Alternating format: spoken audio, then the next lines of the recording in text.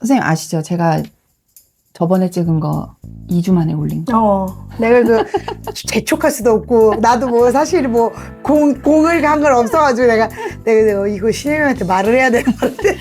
정말. 근데 그래서 바쁘구나. 아니, 바쁘기도 했는데, 영상 편집하다가, 뭐가 이렇게 잘 안 되는 거예요. 그래가지고, 내일 할까? 근데 내일은 또 안 돼. 뭐 때문에 안 돼. 뭐 때문에 안 돼. 하다가 결국 2주 만에. 내가 그래서 대학원을 시작해서 바쁘구나. 그래서 내가 못하겠어, 막 수업을. 그래서 내가 이게 내가 그 마음을 이해하지. 그래서 내가 다그치지 않았어. 잘했지? 네, 안 그럴게요. 뭘 다그쳐. 뭐 우리 뭐 재밌자고 하는 일인데 뭘 다그쳐.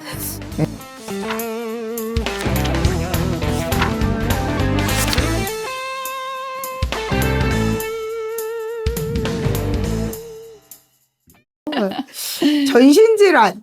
치과에서 사실은 좀 이렇게 좀 생각해봐야 될 전신질환들이 좀 있긴 있잖아. 우리 뭐 병원에 있다 보면 사실 흔한 게 요즘은 진짜 너무 흔한 게 당뇨. 맞아, 당뇨. 네, 그리고 치과는 어쨌든 이제 기본 술식이 피가 나는 것들이 그렇지, 많으니까 그렇지. 이제 뭐 심혈관, 맞아. 심혈관계 이런 거 있고 그 요즘 그거 생긴 골다공증. 네. 고혈압 뭐 이런 것들도 있지. 네, 고혈압.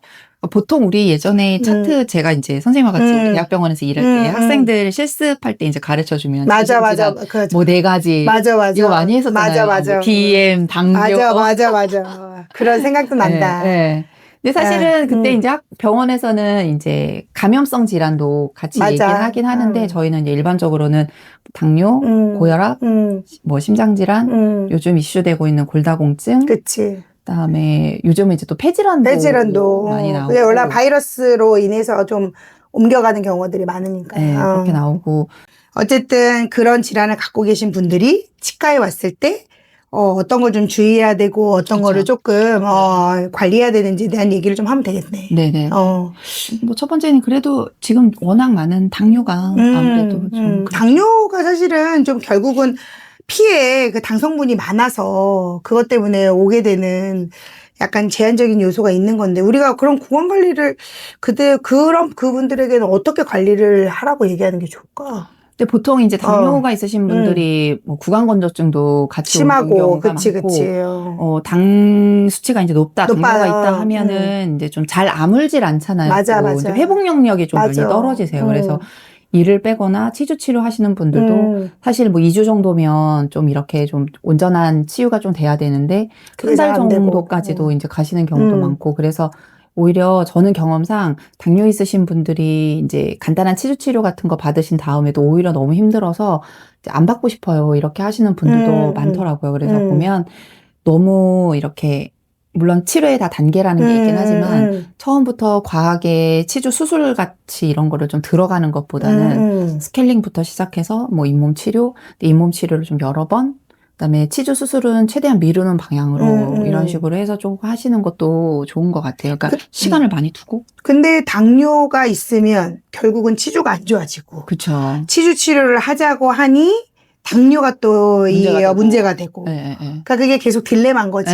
결국은. 맞아요. 그래서 그냥 우리가 그냥 그분들이 관리할 수 있는 그런 집에서 관리하는 방법 또는 전문가적인 관리하는 방법에서 막 얘기한 스케일링. 뭐 필요에 의한 치주 치료, 뭐 가글 같은 것도 괜찮을 것 같아요. 입이 뭐 계속 말라지니까. 그러면 우리가 지난번에 얘기했던 알코올이 들어있는 가글보다는 그냥 그렇지 않은 종류를 쓰는 게 좋겠다. 네. 그러니까 또 당뇨 있으신 분들은 사실 정기적으로 검진 관리하시는 게 또 중요하거든요. 맞아. 전신 질환이 있는 분들은 어쨌든 정기 관리는 좀 중요한 것 같아요. 그게 필요하고. 그러니까.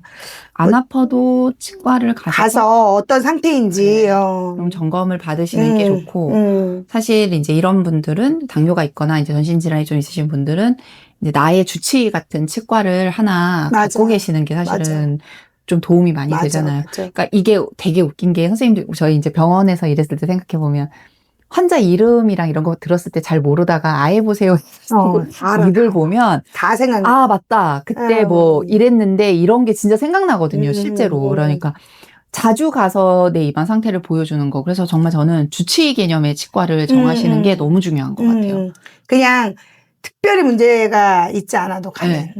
그렇지. 뭐 꼭 동네 치과면 제일 좋고 가까운 거리에 있는 게 그래도 편하니까.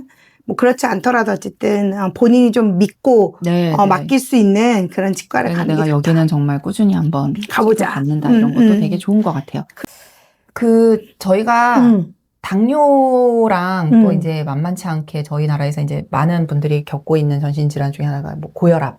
많지. 고혈압으로 인한 또 심혈관계 그치. 질환들이 되게 많은데 어떻게 보면 당뇨는 사실 치과 치료할 때 그 전에 뭔가 주의해야 되는 거는 사실 많지 않잖아요. 뭐를 끊고 와야 된다. 뭐 내지는 뭐를 먹고 있으면 치료가 안 된다. 이런 건 사실 잘 없고 다만 이제 치유가 좀 늦어지니 뭐 이런 관리를 하셔라. 뭐 이런 건데 이제 심장질환이나 고혈압 같은 경우에는 또 약을 끊고 이러셔야 되는 게 있잖아요.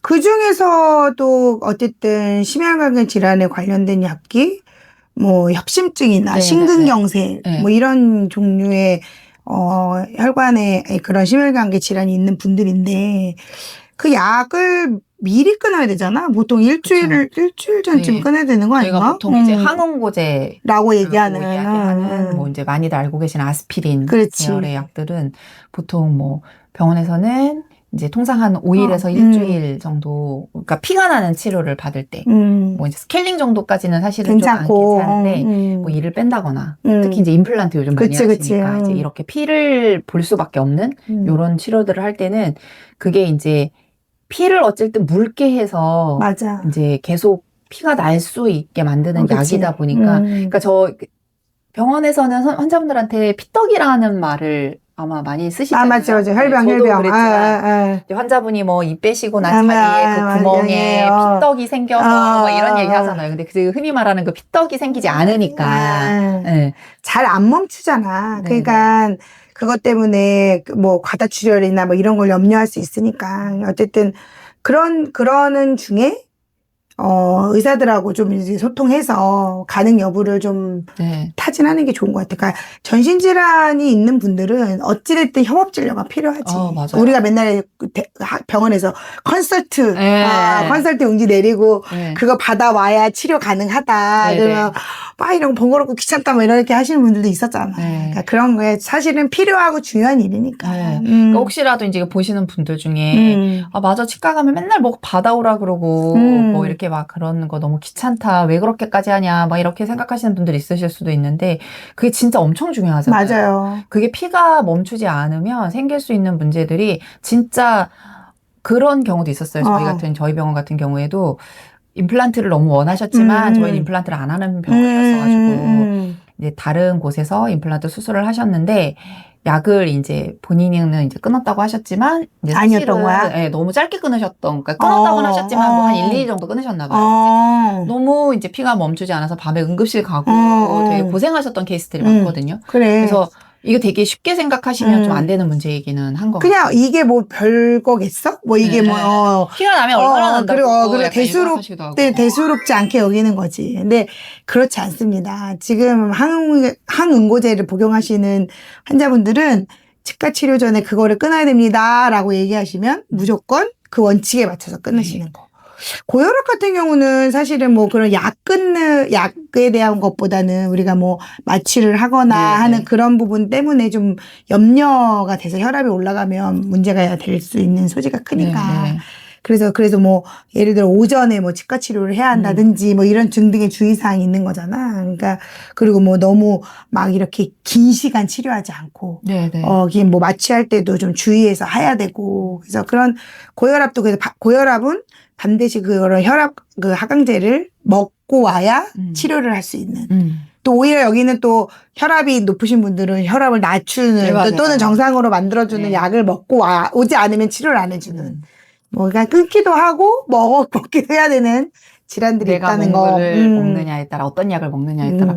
그리고 저는 좀 알고 계시고 좀 표현해 주시면 치과에 가셨을 때 환자 입장에서 좀 표현해 주시면 좋은 게 당뇨도 그렇고 고혈압 환자분들도 그렇고 사실 굉장히 치과는 다 싫잖아요. 맞아. 치과는 저도 일할 때는 사실 별 생각 없었는데요. 제가 이제 치과를 안 다니고 치료를 받으러 가보니까 치과 체어에 앉아갖고 눕는 것 자체가 되게 긴장감이 있더라고요, 확실히. 그래서 이제 혈압이나 당뇨 있으신 분들은 사실 저혈당, 그리고 저혈압에 빠져서 약간 어지러우실 수가 그치. 있는데 치과 입장에서는 환자분 체어가 약간 뒤로 가는 게 사실 치료하기가 좀 편해요. 편해, 맞아. 네, 근데 이게 약간 뒤로 갔었을 때 이제 그런 분들은 막 어지럽고 이런데 내가 뭐 긴장해서 그렇겠지, 뭐 마취를 해서 그렇겠지 이렇게 생각하시지 마시고 좀 의사 표현을 하시는 게 좋기는 해요. 좀 어지럽다. 뭐 좀 힘들다. 불편하다. 의자를 좀 세워달라. 계속 요청을 하시고 맞아. 이제 또 치료하는 입장에서도 어느 정도까지는 포지션이 좀 이렇게 움직여도 또 치료할 수 있잖아요. 저희도 다 베테랑 아니겠습니까? 그러니까 좀 그런 경우에는 먼저 얘기를 하시는 것도 저는 되게 필요한 것 같아요. 저 어지럽습니다. 물어보기 전에. 네. 저 좀 힘듭니다. 어지럽습니다. 의자가 너무 뒤로 가서 뭐 고개가 뒤로 가니까 뭐 어때요? 이런 얘기들을 조금 해주시는 게 오히려 치료를 하시는 분들 입장에서도 더 좋아요. 그렇지.